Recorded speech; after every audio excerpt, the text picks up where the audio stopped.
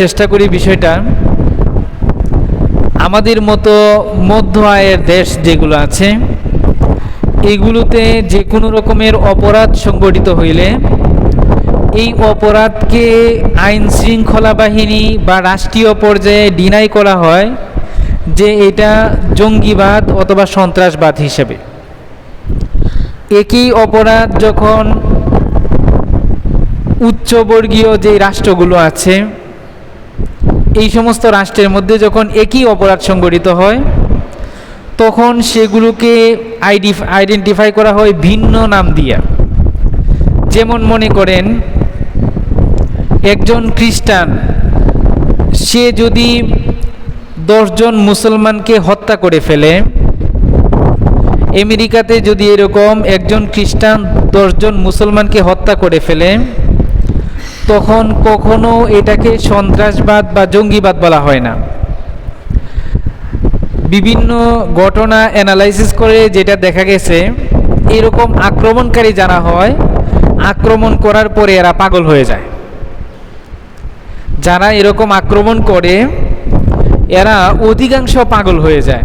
মানে আক্রমণ করার আগে সে সুস্থ ছিল, আক্রমণ করে পিস্তল দিয়ে 10 জন মুসলমানকে 20 জন মুসলমানকে হত্যা করার পরে পুলিশের রিপোর্ট হলো সে মানসিক রোগী ছিল। উন্নত রাষ্ট্রগুলোতে এই বিষয়টা পরিলক্ষিত হয় যে সেখানে যারা সন্ত্রাসবাদ করে এরা মানসিক রোগী হয়, যারা মুসলমানদেরকে হত্যা করে এরা পাগল হয়। মুসলমানদেরকে হত্যা করার আগে এরা পাগল ছিল না, মুসলমানদেরকে হত্যা করার পরে পুলিশের তদন্ত রিপোর্টের মধ্যে এরা পাগল হয়ে যায়। এটা একটা লীলা খেলা, এটা হলো তদন্তের লীলা খেলা। বহির্বিশ্বের মানুষকে এই ঘটনাটাকে ধামাচাপা দেওয়ার জন্য, এই ঘটনাটা সন্ত্রাসবাদ থেকে হয় নাই, জঙ্গিবাদ থেকে এই ঘটনাটা হয় নাই, বরঞ্চ একজন মানুষ পাগল ছিল, পিস্তল হাতে পাইছে, মেরে ফেলছে, একেবারে নিছক ঘটনা হিসেবে উপস্থাপন করার জন্য তদন্ত রিপোর্টের মধ্যে ভালো মানুষকে পাগল বানিয়ে উপস্থাপন করা হয়। এটা হলো উন্নত রাষ্ট্রের অবস্থা।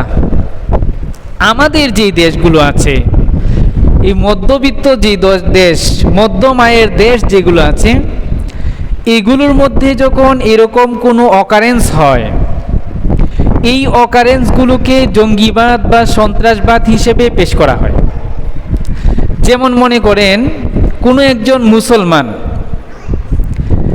10 জন অথবা 5 জন খ্রিস্টানকে মেরে ফেলল, যে কোনো কারণে মারতে পারে, জমি জামার বিরোধ থাকতে পারে, অথবা রাস্তায় অন্য কোনো একটা বিবাদে জড়াইছে, যে কোনো একটা কারণ হতে পারে। কিন্তু মারার সাথে সাথে টিভিতে যে রিপোর্টটা আসবে সেটা হলো যে জঙ্গি হামলার শিকার, জঙ্গি হামলায় 7 জন নিহত। মানে হলো আমাদের দেশের মধ্যে যে কোনো অকারেন্স ঘটলে, যে কোনো ঘটনা ঘটলে এইটাকে যদি জঙ্গিবাদ হিসেবে পেশ করা যায় তখন এটার মজাই আলাদা। এটাকে যদি সন্ত্রাসবাদ হিসেবে পেশ করা যায় তখন এটার মানে মজাই আলাদা। সবাই এটা ইন্টারেস্ট নিয়ে সংবাদটা শুনে, এবং পুলিশ বাহিনী ওইটার পিছনে খুব দৌড়ায়, কেন এখানে জঙ্গি পাওয়া গেছে। আসল জঙ্গিবাদ কি, সন্ত্রাসবাদ কি, এই বিষয়টা আমাদের বোঝা দরকার।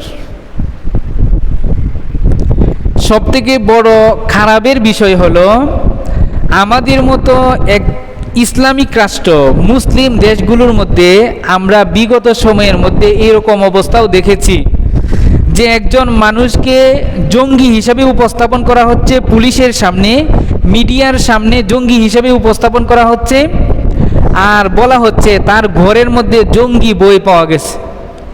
সেই জঙ্গি বইয়ের নাম হইল, আমরা যে মসজিদের মধ্যে ফাজাইলে আমল পড়ি, সেই ফাজাইলে আমলের নাম হলো জঙ্গি বই। মানে একজন জঙ্গিকে মিডিয়ার সামনে উপস্থাপন করতেছে, এই জঙ্গির অপরাধ সে জঙ্গিবাদের বই তার ঘরের মধ্যে রাখছিল। জঙ্গিবাদের বইয়ের নাম কি? বইয়ের নাম হলো ফাজাইলে আমল। আমেরিকার কথা বলতেছি না, আমেরিকান মানুষ ফাজাইলে আমলকে জঙ্গিবাদের বই বলে নাই, অথবা ইংল্যান্ড, অথবা এই জাতীয় পশ্চিমা দেশগুলো এরা ফাজাইলে আমলের বইকে জঙ্গিবাদের বই বলে নাই। আমাদের দেশের আইন শৃঙ্খলা বাহিনী আর মিডিয়া ফাজাইলে আমলের বইয়ের ছবি তুলে মিডিয়াতে প্রচার করছে যে এই জঙ্গি ধরা পড়ছে, এই জঙ্গির কাছে জঙ্গিবাদের বই পাওয়া গেছে, সেই বইয়ের নাম হলো ফাজাইল আমল। তাহলে আমাদের দেশের মধ্যে এই যে জঙ্গি নাটক, সন্ত্রাসীর নাটক, এগুলো খুব ধুমধাম প্রচার করা হয়। যে কোনো একটা স্বাভাবিক ঘটনাকে জঙ্গিবাদের পেশ করা হয়। আর বিগত সরকারের অনেক ঘটনাই বর্তমান সময়ের মধ্যে বিভিন্নভাবে তদন্তের মাধ্যমে প্রকাশিত হচ্ছে, যেগুলো জঙ্গিবাদ হিসেবে মানুষকে মেরে ফেলছে, একটাও জঙ্গি ছিল না। শত শত মানুষকে ক্রস ফায়ারে দিল, বিভিন্ন জায়গায় হত্যা করলো, কিন্তু এগুলো জঙ্গিবাদ ছিল না। এগুলো পত্রিকার রিপোর্টের কথা বলতেছে। বিশেষত কল্যাণপুরের দিকে সবথেকে বড় জঙ্গি হামলা, সেই হামলায় 7 জনকে মেরে ফেলছিল ডিবি 7 জন মানুষকে মেরে ফেলছিল। জাহাজবাড়ি, সেই জাহাজবাড়ির তদন্ত রিপোর্ট গত কিছুদিন আগে আমার দেশ পত্রিকায় আসলো, যে সেখানে জাহাজবাড়ি বলতে কিছুই ছিল না, সাধারণ মানুষ ভাড়াটিয়া হিসেবে থাকতো। 7 জন মানুষকে ডিবির কার্যালয় থেকে ধরে নিয়ে সেই বিল্ডিংয়ের ভিতরে ঢুকায় ক্রসফায়ারে দিয়ে দিছে। আর সকালবেলার নাটক যে জঙ্গি পাওয়া গেছে, 7 জন মানুষ ক্রসফায়ারে নিহত, 7 জঙ্গির মারা গেছে। এই কথাগুলো বলার মানেটা কি? আসলে কথাগুলো বলার মানে হলো, এই যে জঙ্গি একটা জুজুর ভয় আমাদের দেশের মধ্যে প্রচলিত, জঙ্গিবাদের জুজুর ভয়, যে কোনো একটা মানুষকে পাওয়া গেলে ওকে হত্যা করা সহজ, যদি আমি ওকে জঙ্গি পরিচয় করাইতে পারি। আমি যদি মিডিয়াতে দেখাইতে পারি যে এই লোকটা জঙ্গি, তখন আমেরিকাও আমাকে কিছুই বলবে না। আমেরিকা আরো বাহবা দিবে, মাশাআল্লাহ তুমি কয়েকটা জঙ্গি মারছো, তোমাকে পুরস্কার দিচ্ছে। বিভিন্ন সরকার বহির্বিশ্বের মধ্যে তাদেরকে খুশি করার জন্য, ইসলামের বদনাম করার জন্য এই জঙ্গিবাদের নাটকগুলো সাজাইছে। আমেরিকা যখন দেখছে যে একটা সরকার তার দেশের মধ্যে ইসলামিক যারা আছে, যারা ইসলামিক, এদেরকে জঙ্গিবাদ বলে বলে মারতে পারে, তখন আমেরিকা বলে এই সরকারই আমার দরকার। ইসলাম বিরোধী শক্তি যেগুলো আছে, এগুলো আমাদের এই জঙ্গি নাটক দেখে খুশি হয়ে যায়। ভারত যখন দেখে আমাদের দেশের মধ্যে মুসলমানদেরকে জঙ্গি বলে বলে মারা হইতেছে, তখন এরা খুশি হয়ে যায়, মাশাআল্লাহ কয়েকটা মুসলমান মরছে। আমেরিকা খুশি হয়ে যায়। আর এই ভারত আর আমেরিকাকে খুশি করার জন্য আমাদের মতো এই মানুষদেরকে হত্যা করে ওদেরকে খুশি করে, জঙ্গি নাটক সাজায়। আসল জঙ্গি কি এই জিনিসটা আমাদের বোঝা দরকার, আসল সন্ত্রাস কি এই জিনিসটা বোঝা দরকার। মুসলমান যদি আজকে মনে করেন 100 মানুষ ঈশ্বরগঞ্জের রাস্তায় তলোয়ার নিয়ে মিছিল করতেছে, তলোয়ার হাতে নিয়ে মিছিল করতেছে, পরের দিন পত্রিকায় রিপোর্ট আসবে জঙ্গির উত্থান হয়েছে ঈশ্বরগঞ্জের মধ্যে তলোয়ার নিয়ে রাস্তাঘাটে মিছিল করতেছে, এটা অবশ্যই অপরাধ। এটা কিন্তু অপরাধ। যে কোনো রকমের অস্ত্র শস্ত্র মানুষকে দেখানো, ভয় দেখানো, এটা অপরাধ। এটা অপরাধ, এটাকে অপরাধ হিসেবে পরিচয় করানো, এটা সুন্দর। একই কাজ গত কয়েক সপ্তাহ আগে মাগুরাতে হিন্দুরা তলোয়ার হাতে নিয়ে মিছিল করছে। হিন্দুরা ভাগোয়া যেই জান্ডা, যেই পতাকা, সেই পতাকা সাথে নিয়ে মাগুরাতে মিছিল করলো গত 2 সপ্তাহ আগে। তলোয়ারও ছিল তাদের মিছিলের মধ্যে, ওইটা কিন্তু জঙ্গিবাদ হয় নাই। আমাদের মতো ইসলামী রাষ্ট্রের মধ্যে মুসলমান যদি এই কাজ করে, সে অপরাধী, সে মুসলমান কিন্তু অপরাধী। এরকম কোনো কিছু না যে কেউ যদি তরবারি নিয়ে মিছিল করে তাকে বাহবা দিতে হবে, তাকে মালা পরাইতে হবে, এটা নয়। সে অবশ্যই অপরাধী, তাকে গ্রেফতার করেন, কিন্তু অপরাধ যেন সমান হয়। একজন হিন্দু যখন এই অপরাধ করে, সেও যেন জঙ্গি হয়, শুধু মুসলমানই যেন জঙ্গি না হয়। এই জিনিসটা আমাদের সমতায় আনা দরকার। আমাদের মতো ইসলামী রাষ্ট্রগুলোর মধ্যে যদি মুসলমান ভিকটিম হয়, তাহলে কুফরি রাষ্ট্রের মধ্যে মুসলমানরা কি অবস্থায় হবে? আমাদের দেশের মধ্যে আপনারা জানেন পাহাড়ি সন্ত্রাস, এই যে খাগড়াছড়ি বান্দরবন এলাকায় গতকালকেও চট্টগ্রাম ইউনিভার্সিটির 5 জন ছেলেকে অপহরণ করছে, গাড়ি সহকারে অস্ত্র শস্ত্র নিয়ে এই 5টা ছেলেকে অপহরণ করে ফেলছে, এখনো খোঁজ পাওয়া যায় নাই। এটা যদি মনে করেন কোনো মুসলমান করত, এটা অপরাধ, মুসলমান করলেও এটা অপরাধ, কিন্তু মুসলমান করলে এটার পরিচয়টা সামনে আসতো যে জঙ্গি আক্রমণের শিকার 5 শিক্ষার্থী। কিন্তু পাহাড়িরা যখন আক্রমণ করে 5টা ছেলেকে নিয়ে গেল, ওরা কিন্তু জঙ্গি হয় নাই। ওদের হাতে অস্ত্র ছিল, তারপরেও ওরা জঙ্গি হয় নাই। ওদের সশস্ত্র বাহিনী আছে, তারপরেও ওরা জঙ্গি হয় নাই। মুসলমান হইলে জঙ্গি আর ও মুসলিম হইলে সে জঙ্গি না কেন? এই যে রাষ্ট্রের এই যে আচরণ, দুইমুখী আচরণ, এটা কিন্তু খারাপ বিষয়। সবাইকে অপরাধী মানে সবাই অপরাধী। মুসলমান অপরাধ করলেও যে পরিমাণ পানিশমেন্ট পাবে, হিন্দু অপরাধ করলেও এই পরিমাণ পানিশমেন্ট পাবে, গারো অপরাধ করলেও এই পরিমাণ পানিশমেন্ট পাবে। এই ইনসাফের রাষ্ট্র যদি কায়েম হয়, সেই রাষ্ট্র হবে সুন্দর রাষ্ট্র। আমাদের দেশের মধ্যে জঙ্গিবাদ হিসেবে যেই জিনিসগুলোকে উত্থাপন করা হয়, এই জিনিসগুলোকে আমরা অপরাধী হিসেবে উত্থাপন করতে পারি।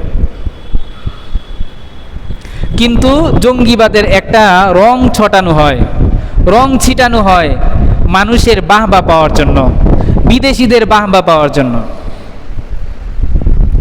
যারা জঙ্গি আক্রমণ করে, জঙ্গি আক্রমণ কাকে বলে এই জিনিসটা একটু বুঝেন। জং শব্দটা হলো ফার্সি শব্দ। জং মানে হলো যুদ্ধ, আর জঙ্গি মানে হলো যোদ্ধা। যে যুদ্ধ করে তাকে বলা হয় জঙ্গি। আমাদের সমাজের মধ্যে জঙ্গি মানে হলো সন্ত্রাসী।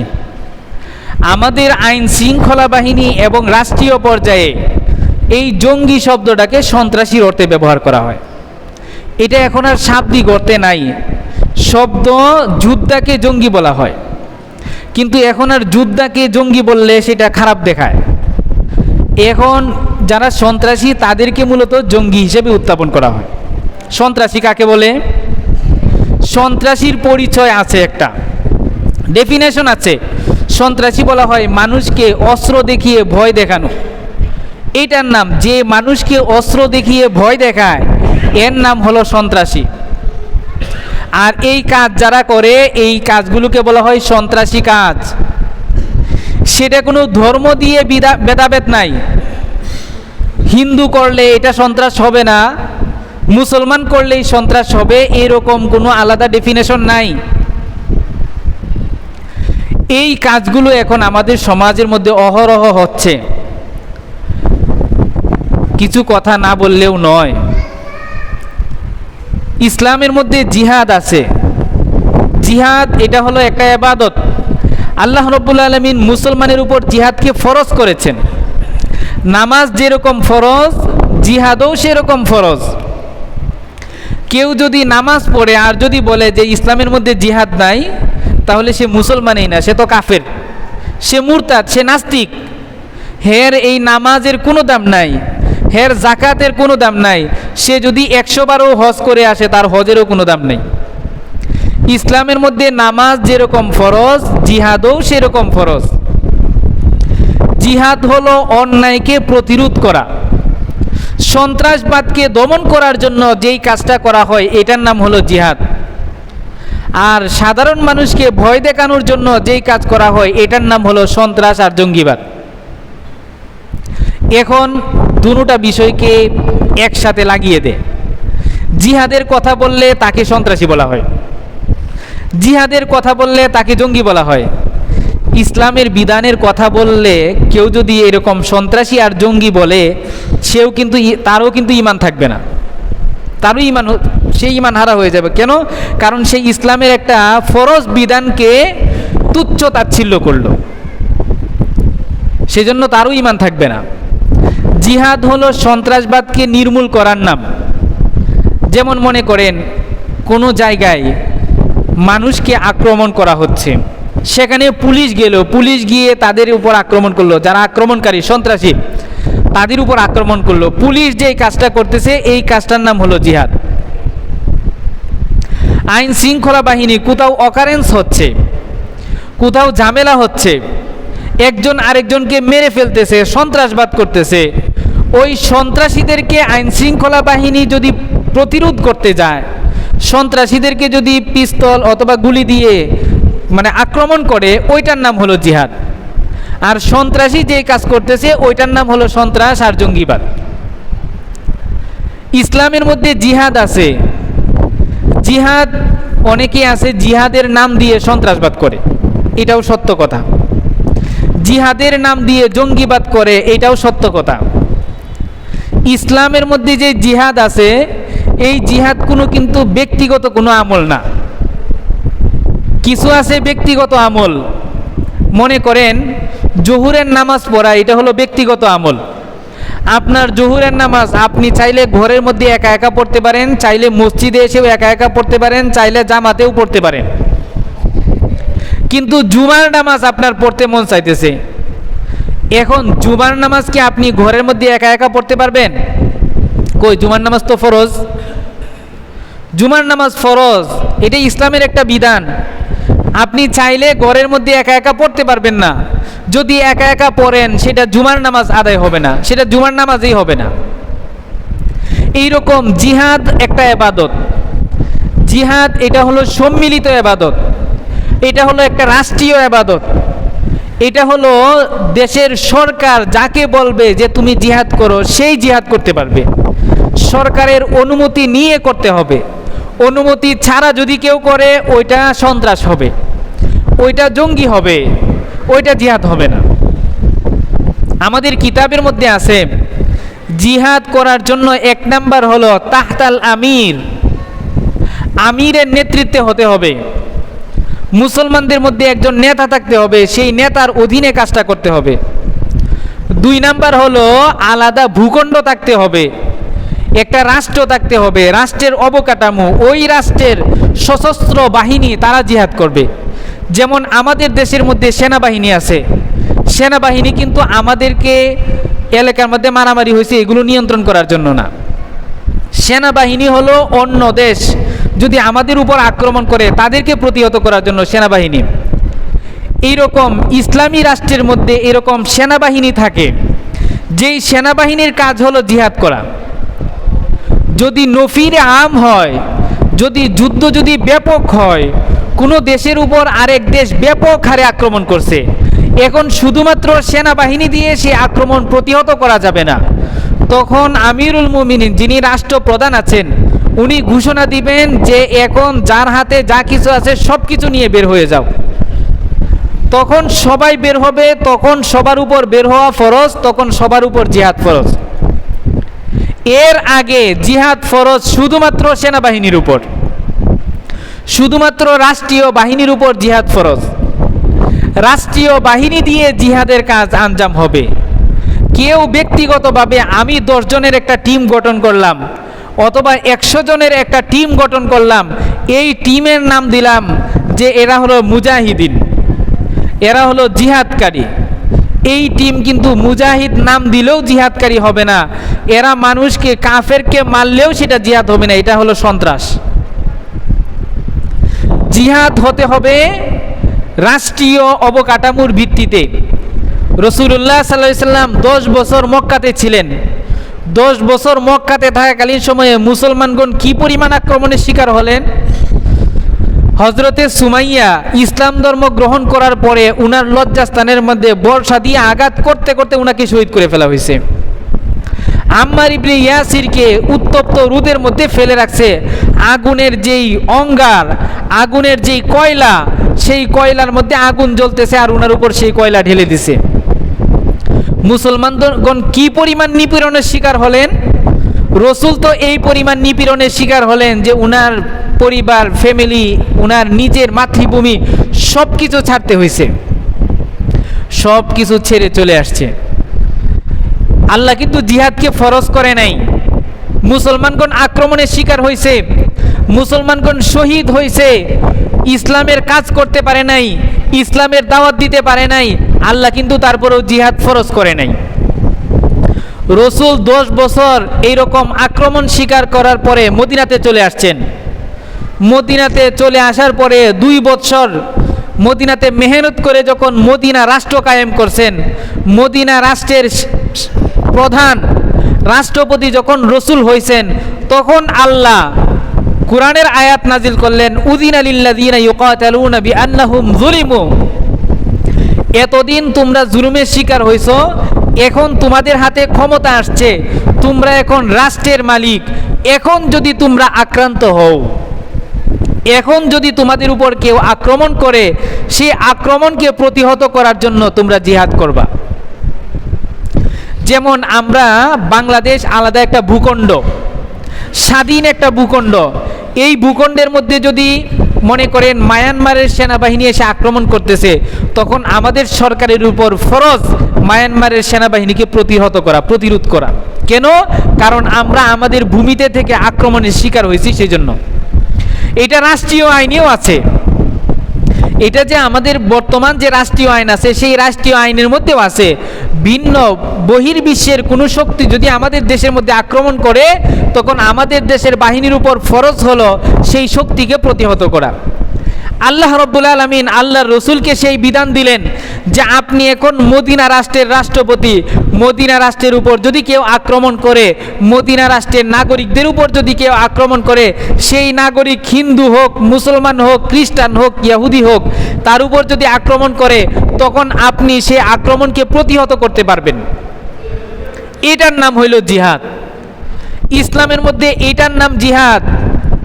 আল্লাহর নবী মক্কার মধ্যে থাকাকালীন সময়ে চাইলে সাহাবাদেরকে বলতে পারতেন যে তোমরা 10 জন করে একটা টিম হও, তারপরে কেউ যদি তোমাদের উপর আক্রমণ করে তাকেও তোমরা পাল্টা আক্রমণ করবা।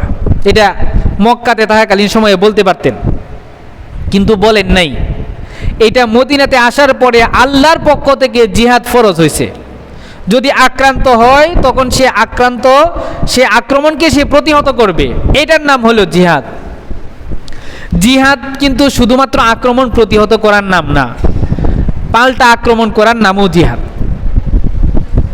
এটা বর্তমান রাষ্ট্রীয় অবকাঠামোর মধ্যেও আছে, বুঝছেন? যেমন মনে করেন এই যে যুক্তরাষ্ট্র কিছুদিন পর পর যে ইরানের উপর বিভিন্ন জায়গায় আক্রমণ করে, অথবা ইরাকের উপর আক্রমণ করলো, সিরিয়ার উপর আক্রমণ করতেছে, বিভিন্ন জায়গায় আক্রমণ করতেছে। কই, এরা কি যুক্তরাষ্ট্রের মধ্যে আমেরিকাতে গিয়ে আক্রমণ করছিল?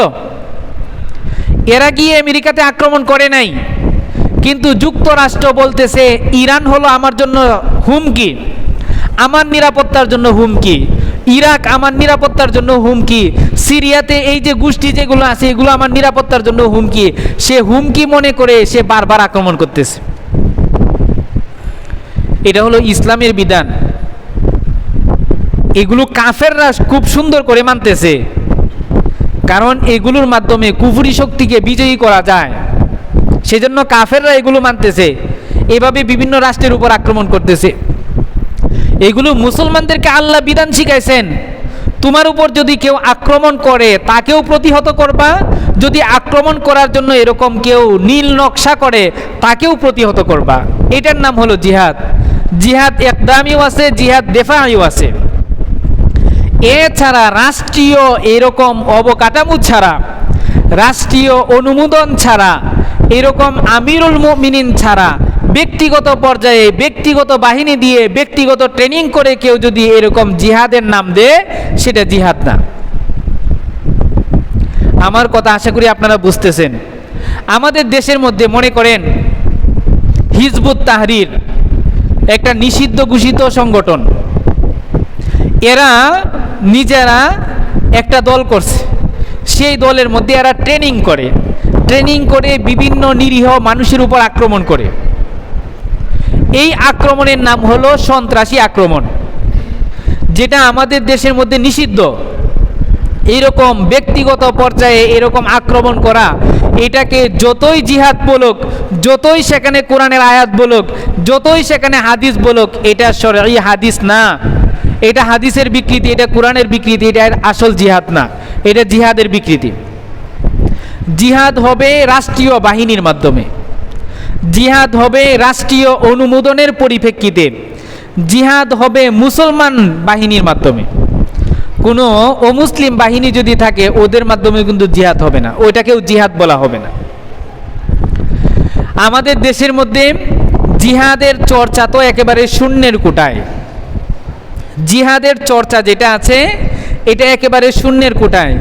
জিহাদের বর্ণনা, জিহাদের ব্যাপারে বক্তব্য এটাও একেবারে সীমিত পর্যায়ে চলে আসছে। মানুষ এখন এই ফরজ বিধানের কথা মুখ দিয়ে উচ্চারণ করে না। আল্লাহর নবী সাল্লাল্লাহু আলাইহি সাল্লাম বলতেছেন, মান মাতা ওয়ালাম ইয়াগজু ওয়ালাম ইউহাদ্দিস বিহি নাফসুহু, কেউ যদি এমন অবস্থায় মরে যায় যে সে জিহাদ করে নাই, কখনো মনের মধ্যে জিহাদের স্বপ্নও লালন করে নাই, যে কখনো যদি আল্লাহ যদি তৌফিক দেয় সন্ত্রাসী বাহিনী যদি আমার উপর আক্রমণ করে আমি পাল্টা জিহাদ করব, এরকম সে মনে মনেও সংকল্প করে নাই, জিহাদও করে নাই, জিহাদের কথা তার মনেও আসে নাই, এরকম অবস্থায় যদি কেউ মরে যায় মাতা আলাল জাহিলিয়া, সে যেন জাহিলি অবস্থায় মৃত্যুবরণ করছে, মানে কাফের অবস্থায় মরছে। ইসলামের মধ্যে জিহাদ হলো ফরজ বিধান। এই ফরজ বিধান রাষ্ট্রের দায়িত্ব সেটাকে বাস্তবায়ন করা। রাষ্ট্র বাস্তবায়ন করতেছে না, কিন্তু তারপরও আমার ভিতরে জিহাদের তামান্না থাকতে হবে, আমার ভিতরে জিহাদের আগ্রহ থাকতে হবে, মানুষদেরকে জিহাদের কথা বলতে হবে, এই বিষয়টা প্রচার করতে হবে। এটা যদি প্রচার না করি তখন কিন্তু আমি যদি মারা যাই তাহলে এটা মুসলমানের মরণ হবে না। আর সঠিক জিহাদের চর্চা না থাকার কারণে এই সন্ত্রাসবাদের জন্ম। সঠিক জিহাদের কথা যখন আমরা বলা বন্ধ করে দিছি, সঠিক জিহাদের রূপরেখা যখন আমরা মানুষের সামনে উপস্থাপন করি নাই, তখন কি করলো আলাদা কিছু বিভ্রান্ত সম্প্রদায়, তারা জিহাদকে নিয়ে বিভ্রান্তি শুরু করে দিল। আমরা যদি আগে থেকেই, যেমন মনে করেন নামাজের মাসালা আপনাদের সবার সামনে স্পষ্ট আছে, এখন একটা গোষ্ঠী বের হয়েছে, এটার নাম হলো হিজবুত তাওহীদ। এরা বলে নামাজের মধ্যে মহিলারাও ইমামতি করতে পারবে। আপনারা বলেন দেখি, মহিলা যদি নামাজের ইমামতি করে আপনারা কেউ গিয়ে নামাজ পড়বেন? হ্যাঁ, কেন পড়বেন না? কারণ আপনারা সবাই জানেন মহিলার পিছনে যদি নামাজ পড়ি তাহলে ওটা নামাজ হবে না। নামাজের মাসালা আপনার সামনে স্পষ্ট, সেই জন্য এরকম হিজবুত তাহরির এরাও কিন্তু নিজেদেরকে মুসলমান দাবি করে। এরা হিজবুত তাওহীদ, সেলিম হলো এদের প্রধান। এরা যখন আপনাকে নামাজের ভুল ব্যাখ্যা দিবে আপনি সাথে সাথে সেটা বুঝে যাচ্ছেন, আপনি তার কথায় বিভ্রান্ত হচ্ছেন না। কেন? আপনার সামনে নামাজের সমস্ত মাসলা মাসাইল ক্লিয়ার আছে সেজন্য। কিন্তু জিহাদের কথা বলে এই হিজবুত তাহরির অথবা এই জাতীয় বিভিন্ন সন্ত্রাসী গোষ্ঠী যারা আছে, এরা আমাদের মুসলমান যুবকদেরকে বিভ্রান্ত করতেছে। কেন বিভ্রান্ত করতে পারতেছে? কারণ মুসলমান যুবকদের কাছে নামাজের মাসালা যেরকম ক্লিয়ার, সব মাসালা যেরকম সে বুঝে, জিহাদের মাসালা এরকম সে জানে না, ক্লিয়ার না। সেই জন্য জিহাদের কথা বলে এরকম বিভ্রান্ত সম্প্রদায়, গুমরাহি সম্প্রদায় যেগুলো আছে, এগুলো আমাদের মুসলমানদেরকে বিভ্রান্ত করতেছে। আপনারা জেনে অবাক হবেন, সময় তো শেষ হয়ে গেছে। এই কথা যদি আমি বলতে চাই তাহলে বিশাল লম্বা হিস্ট্রি। আমরা তো এগুলো নিয়ে পড়াশোনা করি, সেজন্য আমরা বুঝি কোথা থেকে কি হচ্ছে। একটা মানুষ যদি আমাদের ঈশ্বরগঞ্জ দাঁড়িয়েও কথা বলে তখন কিন্তু আমরা তার টুন আর সুর শুনে আমরা বুঝে যাই যে তার শক্তি কি, তার কোন সম্প্রদায় থেকে সেই শক্তিটা পাইছে, আমরা কিন্তু এটা বুঝি। আমাদের দেশের মধ্যে যেই জিহাদের নাম দিয়ে যেই সন্ত্রাসী সংগঠনগুলো কার্যক্রম চালাচ্ছে, এরা কাদের কাছ থেকে টাকা পাচ্ছে, কিভাবে অস্ত্র পাচ্ছে, এদের হাতে পিস্তল কিভাবে গেল, আমাদের কিন্তু সব জানা আছে। এগুলো আপনাদেরকে আমি চাইলে বুঝিয়ে বলতে পারবো, কিন্তু বিশাল লম্বা সময়ের দরকার, বিশাল লম্বা সময়ের দরকার। আমাদের এই দেশগুলোতে এই সন্ত্রাসী বাহিনী কেন উৎপন্ন হয় জানেন? এটা বলেই শেষ করে দিই। আমাদের এই দেশগুলোতে মূলত এই সন্ত্রাসীগুলো কেন জন্ম নেয়? আইন শৃঙ্খলা বাহিনী, মনে করেন আপনার মোবাইল 24 ঘন্টা ট্র্যাকিং হচ্ছে, আপনি কি বলতেছেন, কোথায় যাচ্ছেন, সব কিছু ওরা জানতেছে। তারপরেও এরকম একটা সন্ত্রাসী সংগঠন কিভাবে দাঁড়িয়ে যায়? আইন শৃঙ্খলা বাহিনী কি ওদের খোঁজখবর রাখে না? আপনাদের কি মনে হয়? সব জানে। আমাদের যে ইন্টেলিজেন্স ফোর্স আছে, এই ইন্টেলিজেন্স ফোর্সের সদস্যরা এরা কে কোথায় যাচ্ছে, কে কিভাবে এই সন্ত্রাসী কার্যক্রম চালাচ্ছে, সব তথ্য আছে এদের কাছে। কিন্তু তারপরে এরা চুপ কেন? এই সন্ত্রাসী বাহিনীগুলো কোথা থেকে আস্কারা পাচ্ছে?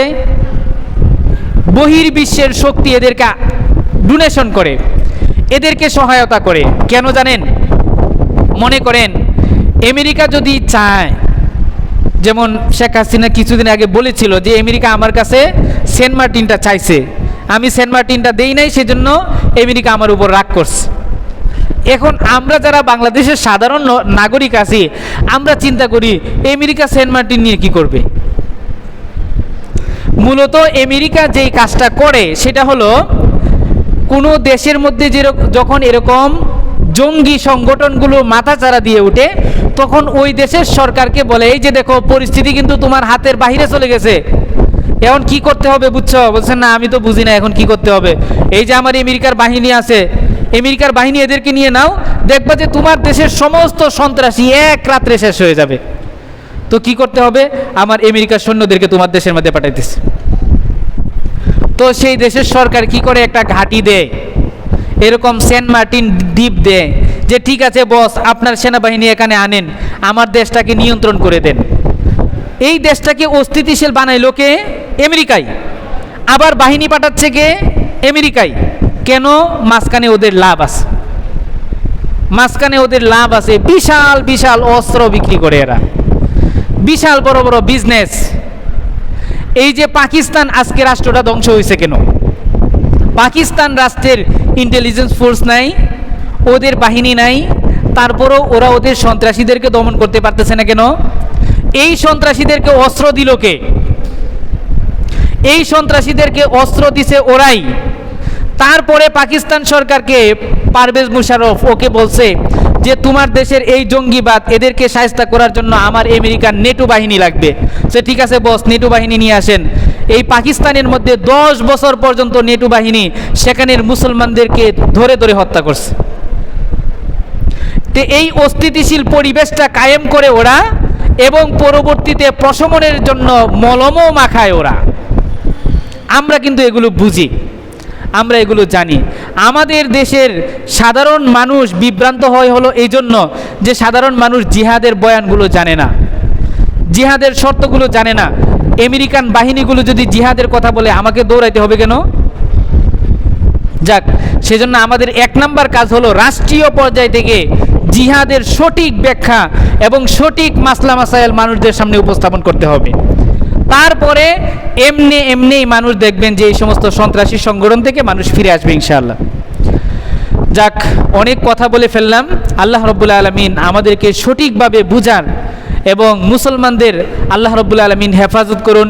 সমস্ত এরকম ষড়যন্ত্র চক্রান্ত থেকে আমাদের মতো এইরকম যে মধ্যমায়ের দেশগুলোকে আল্লাহ রাব্বুল আলামিন হেফাজত করুন।